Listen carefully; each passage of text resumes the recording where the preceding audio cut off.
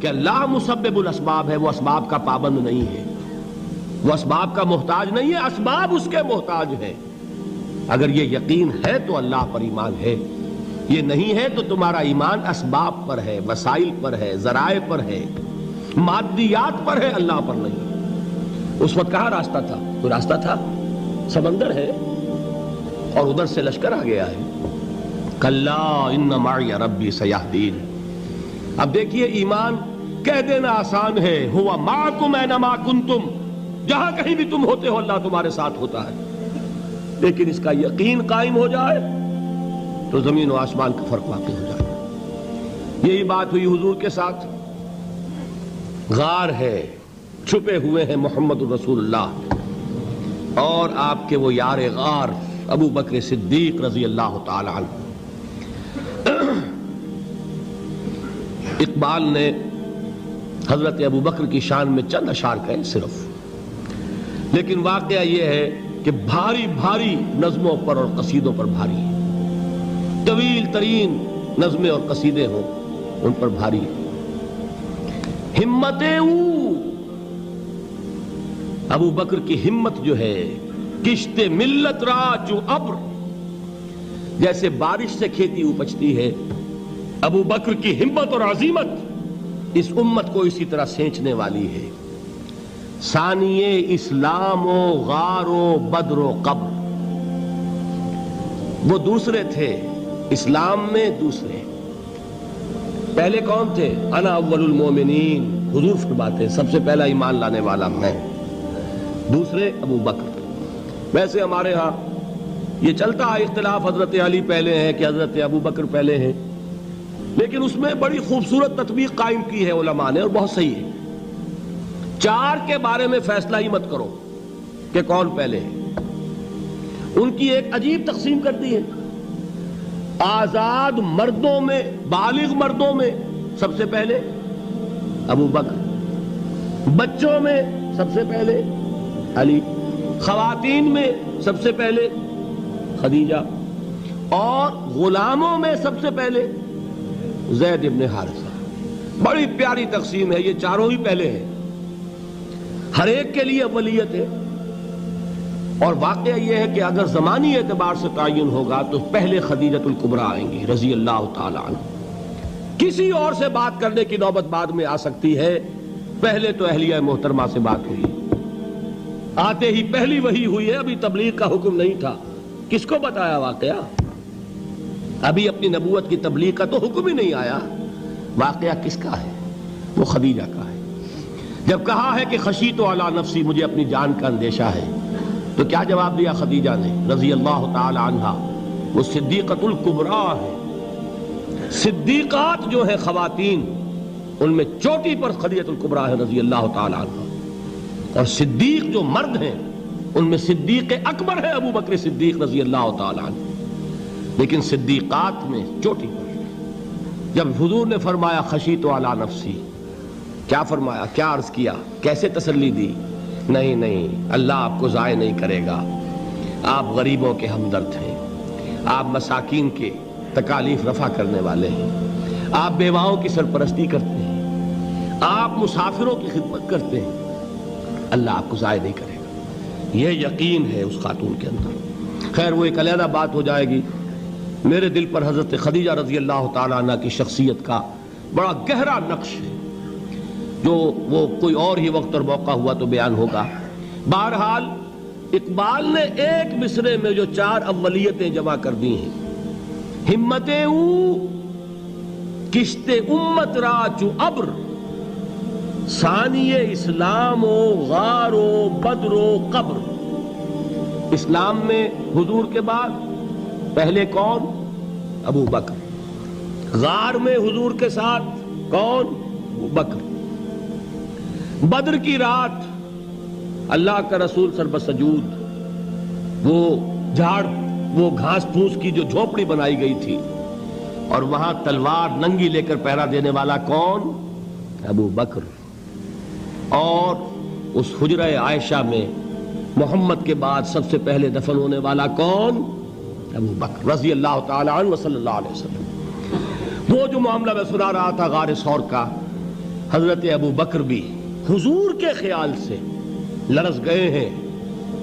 آپ کو یاد ہوگا کہ جا کر پہلے تمام جتنے سوراخ تھے انہیں بند کیا ہے. ایک سوراخ رہ گیا تھا جس کو بند کرنے کے لیے کوئی کپڑا نہیں تھا. وہاں اپنی ایڑی رکھی ہے. تب کہا ہے حضور سے تشریف لائیے, اور اپنے زانو پر حضور کو لٹایا ہے.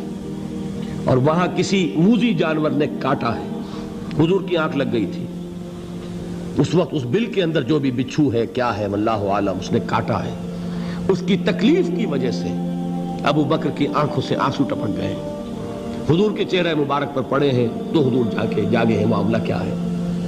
ایڑی نہیں ہٹائی وہاں سے, مبادا وہ جانور وہاں سے نکل کر محمد الرسول اللہ کو کوئی گزن پہنچا دے. ابو بکر کی ایڑی ہے, جس طرح چاہے کھا لے, ختم کر دے, جان نکل جائے تب کوئی آنچ آئے محمد پر تو آئے, لیکن جیتے جی نہیں. وہ ہے ابو بکر. حضور کے خیال سے اس وقت حضور نے پھر اپنا لعاب دہن لگایا ہے, اور اس سے پھر آپ کی تکلیف ختم ہوئی. جیسے خیبر میں حضرت علی کی آنکھ دکھ رہی تھی, اس کو جو شفا حاصل ہوئی ہے وہ بھی حضور کے لعاب دہن سے ہوئی. تو بہرحال اس وقت انہوں نے کہا ہے کہ اے نبی یا رسول اللہ, اگر اس وقت ان میں سے کسی نے غیر ارادی طور پر بھی اپنے قدموں کی طرف جھانک لیا تو پکڑے جائیں گے. کیا جواب تھا اللہ کے رسول کا؟ لا تحزن ان اللہ معنا. اللہ ہمارے ساتھ ہے, کیوں گھبراتے ہو ابو بکر؟ یہ ہے ایمان باللہ. میرا مالک اللہ, میرا رازق اللہ, میرا محافظ اللہ, میرا مددگار اللہ, میرا پشت پناہ اللہ, میرا دوست اللہ. یہ دوستی ہے اللہ کی جو لب لباب ہے, حاصل ہے ایمان کا. اسی کا نام ولایت ہے. اولیاء اللہ کے سروں پر سینگ نہیں ہوتے. جس کے دل میں ایمان راسخ ہو چکا ہو وہی اللہ کا ولی ہے. جسے اللہ پر یقین ہو چکا ہے وہی اللہ کا ولی ہے. جسے یقین ہے اللہ میرے ساتھ ہے, میرا مددگار, میرا پشت پناہ, میرا ساتھی, میرا دوست, میرا محبوب, میرا محب. اللہ اہل ایمان سے محبت کرتا ہے. واللہ یحب الصادقین. ان اللہ یحب الذین یقاتلون فی سبیلہ صفا کانہم بنیان مرصوص. اللہ محبت کرنے والا, اہل ایمان محبوب, اور اہل ایمان محبت کرنے والے اللہ محبوب. والذین آمنوا اشد حبا للہ. آپ تصور کیجئے جسے یہ رشتہ ایمان یا رشتہ ولایت حاصل ہو جائے, الا ان اولیاء اللہ لا خوف علیہم ولا هم یحزنون. آگاہ ہو جاؤ, اللہ کے دوستوں کے لیے نہ کوئی خوف ہے نہ کوئی حزن ہے. اور میں بیان کر چکا تھا, خوف اور حزن کے خاتمے ہی کا نام امن ہے. زوال خوف, زوال حزن. یہ خوف اور حزن کیوں آتے ہیں بار بار؟ اللہ تخافوا ولا تحزنوا, دونوں آ گئے. الا ان اولیاء اللہ لا خوف علیہم ولا هم یحزنون, پھر وہی دو. وہ کیوں ہے؟ خوف ہوتا ہے کسی مستقبل کی بات کا, یہ نہ ہو جائے, وہ نہ ہو جائے, یہ نقصان نہ پہنچ جائے, یہ تکلیف نہ ہو, یہ غضب نہ آ جائے. خوف ہے مستقبل سے. حزن ہے یہ کیوں ہوا, یہ نہیں ہونا چاہیے تھا, یہ میرا فلاں چیز میرے ہاتھ سے جاتی رہی ہے, فلاں موقع نکل گیا, اب بیٹھے ہوئے ہیں اندر ہی اندر کڑ رہے ہیں, صدمہ ہے اور رنج ہے. اور جو اللہ پر ایمان رکھتا ہے وہ جانتا ہے ما اصاب من مصیبت فی الارض ولا فی انفسکم الا فی کتاب من قبل ان نبرأها ان ذلک علی اللہ یسیر لکی لا تعصوا علی ما فاتکم ولا تفرحوا بما آتاکم واللہ لا يحب کل مختال فخور. اس زمین میں یا تمہاری جانوں میں کوئی تکلیف, کوئی مصیبت نہیں آ سکتی سوائے اس کے کہ جو اللہ نے لکھ دی ہو, اس سے پہلے کہ وہ ظاہر ہو. جس کو یہ حقیقت معلوم ہو گئی اس کو یہ طرز عمل اختیار کرنا چاہیے. جو چیز چھن جائے, جاتی رہے, چھوٹ جائے, اس پر افسوس نہ کرو. کس نے چھینی؟ دوست نے. دوست کے فیصلے پر شکایت. دوستی کو بٹا لگا رہے ہو, سرے تسلیم خم ہے جو مزاج یار میں آئے. اگر دوستی ہے تو پھر تو تمہیں گردن جھکانی چاہیے کہ ہر ساقی ماریخت عین الطافست, جو بھی میرا ساقی میرے پیالے میں ڈال دے اس کا کرم ہے. جو اس کی طرف سے آئے اس پر کوئی رنج نہیں, کوئی صدمہ نہیں, کوئی غم نہیں, کوئی شکایت نہیں, کوئی شکوہ نہیں. اور جو ہوگا وہ اس کے اذن کے بغیر نہیں ہوگا, اور اس کا اذن ہوگا تو یقیناً میرے لیے خیر ہی خیر ہے, چاہے وہ ناگوار شے ہو, بظاہر مجھے اچھی نہ لگ رہی ہو، میری شارٹ سائٹڈنس میں مجھے وہ نظر آ رہی ہے کہ میرے لیے بری ہے، لیکن قرآن نے کہا ہے عسیٰ ان تکرہوا شیئا وہو خیر لکم وعسیٰ ان تحبوا شیئا وہو شر لکم واللہ یعلم وانتم لا تعلمون۔ ہو سکتا ہے تم کسی چیز کو ناپسند کرو درحال ہے کہ اسی میں تمہارا خیر ہو، اور ہو سکتا ہے تم کسی چیز کو پسند کرو درحال ہے کہ اس میں تمہارا شر ہو۔ اللہ جانتا ہے، تم نہیں جانتے۔ جب مجھے یہ بات معلوم ہو گئی، میں نے اپنا معاملہ اللہ کے حوالے کیا۔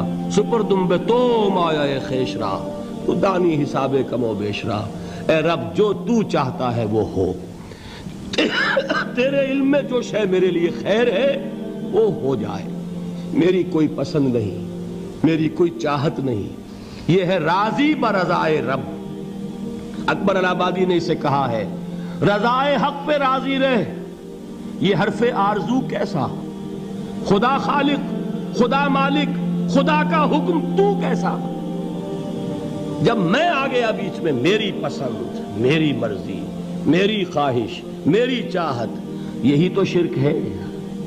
ما شاء اللہ کان وما لم یشاء لم یکن، جو اللہ نے چاہا وہ ہوا، جو اس نے نہیں چاہا نہیں ہوا، اختیار اس کا ہے، میرا تو نہیں۔ رضائے حق پہ راضی رہ، یہ حرف آرزو کیسا، خدا خالق، خدا مالک، خدا کا حکم تو کیسا۔ اقبال نے اسے کہا ہے فارسی میں، اب آپ کہیں اس کا ترجمہ بھی کرو تو وہ مجھے ذرا اس وقت کچھ بہت ہی بدذوقی کسی بات نظر آئے گی۔ جائیے پوچھئے کسی سے جسے فارسی آتی ہو، برو کشید ز پیچا کے ہست و بود مرا، چے اقدہا کے مقام رضا کشود مرا۔ مجھے تو تمام پیچ و خم سے نکال دیا اس مقام رضا نے، میں راضی برضائے رب ہوں، جو فیصلہ اس کا میں اس پر راضی۔ تو کہاں کا حزن اور کس کا خوف، یہی زوال حزن اور زوال خوف، یہی ہے امن، یہ نتیجہ ہے ایمان کا۔ تو جان لیجئے یہ ہے لب لباب، یہ ہے حاصل ایمان کا، یہ ہے تو ایمان ہے، یہ نہیں ہے تو ایمان نہیں۔